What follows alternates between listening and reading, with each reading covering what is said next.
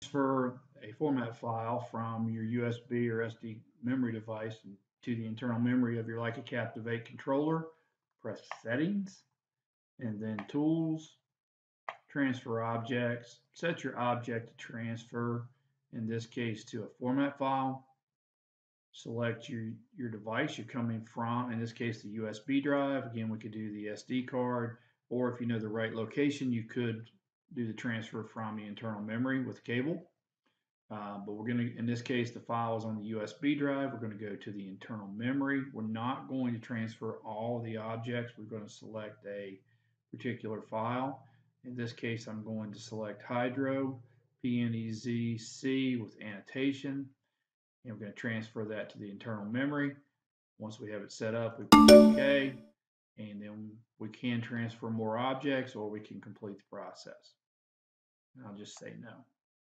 Export data using a format file. Once the format file is loaded to your internal memory of your collector, you can select your project, select Export Data, select Export ASCII with a format file, and then you can select the format file you wish to use. In this case, we use the Hydro format file. And then you select the device where you're going to store your data and press OK. And in this case, I've already exported this job a couple of times, so I'll just overwrite it. And we're done.